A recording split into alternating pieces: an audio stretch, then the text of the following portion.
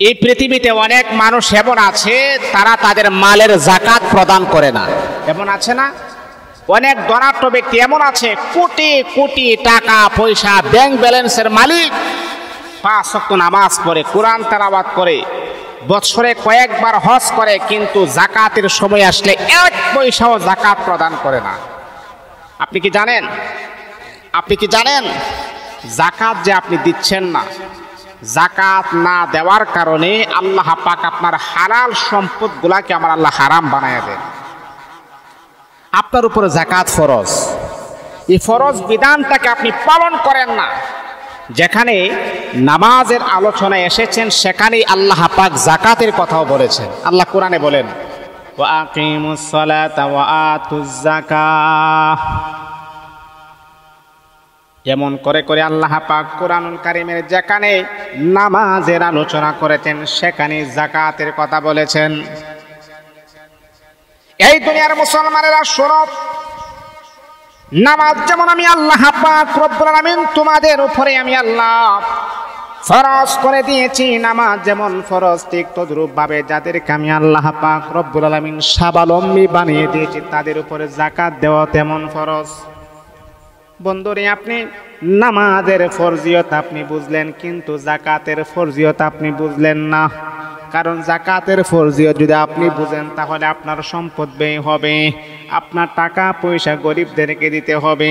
কিন্তু আপনি জানেন মদিনার পয়গম্বর বিশ্বনবী মুহাম্মদুর রাসূলুল্লাহ সাল্লাল্লাহু আলাইহি ওয়াসাল্লাম বড় সুন্দর করে বলেছেন, যারা মালের যাকাত প্রদান করবে আল্লাহ পাক তাদের মালটাকে আমার আল্লাহ আরো 2 গুণ করে বাড়ায়া দিবেন। যাকাত দিলে সম্পদ কখনো কমে না, সম্পদ বাড়িয়ে দেন। আপনি কি এমন কোন ঘটনা শুনছেন যে যাকাত দিতে দিতে দিতে দিতে রাস্তার ভিখারি হয়ে গেছে? শুনছেন? আমার নবী একবার নয় 3-3 বার কসম কে বলেছেন, যারা যাকাত প্রদান করবে আল্লাহ পাক তাদের মালের হেফাজত করবেন। যারা যাকাত দিবে তাদের মাল আমার আল্লাহ 2 গুণ বাড়িয়ে দিবেন। মুসলমান, এই গরিবের হক নষ্ট করে খাইতেছেন। এই গরিব আপনার কাছ থেকে প্রাপ্য পাওনা, তার প্রাপ্য আপনি বুঝাইয়া দিবেন। আল্লাহ বলেন এক আয়াতের ভিতরে বলেন, ও আকরিদুল্লাহা করদান হাসানা, হে আমার বান্দা বান্দি তোমরা আমি আল্লাহ পাককে কর্জে হাসানা দাও। আচ্ছা বলেন তো আল্লাহ পাক কি গরিব? আল্লাহ পাক কি গরিব? তাহলে এই কথা কেন বললেন? আল্লাহ পাক বলেন, হে পৃথিবীর মানুষেরা, আমি আল্লাহ তোমাদেরকে যা সম্পদ দিয়েছি তা থেকে তোমরা ব্যয় করো। আল্লাযীনা ইউমিনুনা বিল গায়ব ওয়া ইউকিমুনাস সালাতা ওয়া মিম্মা রাযাকনাহুম ইউনফিকুন। আল্লাহ বলে, যদি তুমি নিজেকে ঈমানদার দাবি করো, নিজেকে মুমিন দাবি করো, তাহলে শোনো, মুমিনদের কিছু বৈশিষ্ট্য, মুমিনদের কিছু কোয়ালিটি হলো এমন, তারা আমি আল্লাহ পাক রব্বুল আলামিনকে দেখে নাই, তারপরও তারা বিশ্বাস করে। ইউমিনুনা বিল গায়ব, তারা গয়বের উপরে তারা ঈমান আনে। ওয়া ইউকিমুনাস সালাত, এবং নামাজ কায়েম করে। ওয়া মিম্মা রাযাকনাহুম ইউনফিকুন, আল্লাহ বলে আমি আল্লাহ তোমাদেরকে যা দিয়েছি তা থেকে তোমরা ব্যয় করো। ও বন্ধু, আজকে আপনি কোটি কোটি টাকা পয়সা ব্যাংক ব্যালেন্সের মালিক, এটা আমার আল্লাহ বানাইছেন। আমার আল্লাহ ইচ্ছা করলে আপনাকে রাস্তার ভিখারি বানায় দিতে পারতেন, আপনাকে স্বাবলম্বী করেছেন। আমার আল্লাহ যেহেতু আপনাকে টাকা পয়সার মালিক বানাইছেন, আমার আল্লাহর দেওয়া নিয়ামত থেকে আপনি গরিবদের হক আদায় করুন। আমরা অনেকেই বলি কি জানেন, যে এই টাকা পয়সা দ্বন্দ্ব যা কিছু হয়েছে আমি আমার পরিশ্রমের ফলে আমি টাকা পয়সার মালিক হয়েছি। নাউযুবিল্লাহি মিন যালিক। আল্লাহ বলতেছেন, ওয়া মিম্মা রাযাকনাহুম, আমি আল্লাহ যা রিজিক তোমাকে দিয়েছি তা থেকে ব্যয় করো। আজকে তুমি কোটিপতি, আমি আল্লাহ বানাইছি। আজকে তুমি রাজ সিংহাসনে বসে আছো, আমি আল্লাহ তোমাকে ক্ষমতা দিয়েছি। আমি আল্লাহর যখন তোমার যখন কোনো প্রয়োজন হবে না, রাজ সিংহাসন থেকে লাথি মেরে তোমাকে জুতার বাড়ি দিয়ে আমি আল্লাহ দেশ থেকে তোমাকে তাড়িয়ে দিব। কি মনে করেছে? এমন ক্ষমতা কার? জোরে বলেন, এই ক্ষমতা কার আছে? আল্লাহ পাকেরই ক্ষমতা। আর মনে রাখতে হবে যাকাত দিলে কখনো সম্পদ কমে না। যাকাত শব্দের অর্থই হচ্ছে বৃদ্ধি পাওয়া, যাকাত মানেই হচ্ছে বৃদ্ধি পাওয়া। আপনি যাকাত দিন, আপনার সম্পদটাকে আমার আল্লাহ বাড়ায় দিবেন। অসহায় গরিব অনেক মিসকিন আছে, অনেকে আছে, অনেক আছে মিসকিন অসহায় গরিব, তাদের প্রাপ্য আপনি বুঝিয়ে দেন। আল্লাহ বলতেছে তোমরা আমাকে করজে হাসানা দাও। এর মানে হচ্ছে যারা যাকাত দিবে তাদের হাতটা থাকে উপরের দিকে, যারা যাকাত দিবে তাদের হাত থাকবে নিচের দিকে।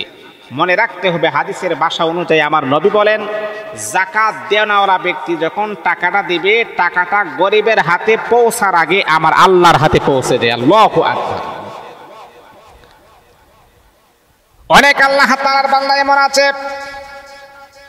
অসহায় গরিব, টাকা পয়সা ধন দৌলত কোনো কিছুই নাই। ওই সমস্ত অসহায় ব্যক্তিদেরকে দেখে দেখে দেখে দেখে আপনি আপনার মালের যাকাত প্রদান করবেন। ও বন্ধু, আপনার যদি 1 লক্ষ টাকা থাকে তাহলে 1 লক্ষ টাকার 2,500 টাকা যাকাত দিতে হবে। আর যদি 1 লক্ষ টাকার যাকাত না দেন পুরা 1 লক্ষ টাকা আমার আল্লাহ হারাম বানায়া দিবেন।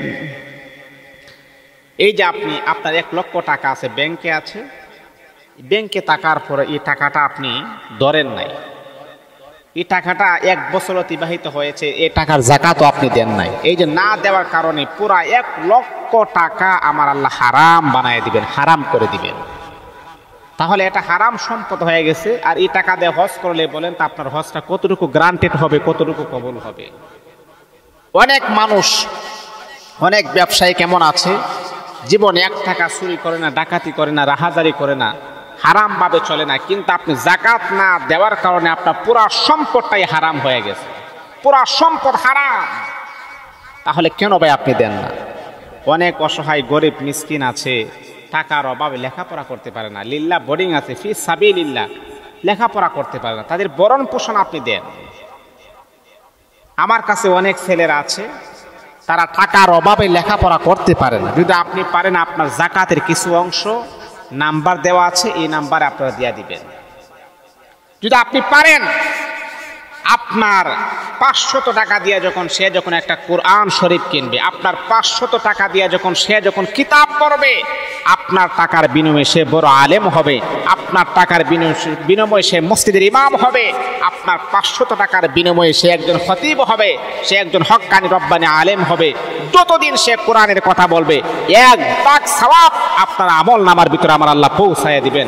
কারণ আপনি যাকাত প্রদান করেছেন আর ওই মানুষটার উপকার হয়েছে। আল্লাহ পাক এটার বিনিময়ে আমার আল্লাহ আপনাকে কবরও দিবেন, হাসরও দিবেন, জান্নাত পর্যন্ত পৌঁছায় দিবেন। এই জন্য ভাইয়েরা যদি যাকাত দেন তাহলে আপনার কিছু অংশ আপনারা দিতে পারেন যে হুজুর আপনার এই বিকাশে আমি আমার যাকাতের কিছু অংশ আমি দান করলাম, বা আমার সাথে যোগাযোগও করতে পারেন, কোনো সমস্যা নাই। কিন্তু হ্যাঁ শুনেন, যদি আপনি যাকাত না দেন তাহলে আপনার কেমন শাস্তি হবে আপনি জানেন? যাকাত যদি না দেন এটার ভয়ঙ্কর শাস্তি। এই শাস্তি আপনি কখনো অ্যাকসেপ্ট করতে পারবেন না, কখনো এটাকে নিতে পারবেন না আপনি, এত ভয়ঙ্কর শাস্তি। আল্লাহ কোরআনে বলেন ওয়াল্লাযীনা ইয়াকনিজুনা আয-যাহাবা ওয়াল ফিদ্দা ওয়া লা ইউনফিকুনাহা ফি সাবিলিল্লাহ। এই আমার হাবিব, আমার বন্ধু, तमाम পৃথিবীর সমস্ত মানুষদেরকে আপনি জানায়া দেন যারা স্বর্ণ রূপা যারা জমা করে রাখে, ইয়াকনিজুনা আয-যাহাবা ওয়াল ফিদ্দা ওয়া লা ইউনফিকুনাহা, যারা আল্লাহ পাক রব্বুল আলামিনের রাস্তায় যারা দান করে না, ফি সাবিলিল্লাহ। স্বর্ণ আছে অনেক বড়ি, স্বর্ণ আছে 20 বড়ি, 30 বড়ি, 40 বড়ি স্বর্ণ আছে, তারপরও যাকাত দেই না। স্বর্ণ রূপা গুলা তারা জমা করে রাখি, বছরের পর বছর চলে যায়, স্বর্ণের যাকাত দেই না, বছরের পর বছর চলে যায়, রূপার যাকাত দেই না। ও আমার হাবিব, আপনি তাদেরকে জানায়া দেন ফাবাশশিরহুম, তোমাদের জন্য সুসংবাদ, বিআযাবিন আলিম, আমি আল্লাহ পাক রব্বুল আলামিন তোমাদের জন্য লাঞ্ছনাদায়ক আযাবের সুসংবাদ প্রদান করতেছি। কেমন আযাব, কেমন আযাব, কেমন আযাব তোমাদেরকে দেওয়া হবে?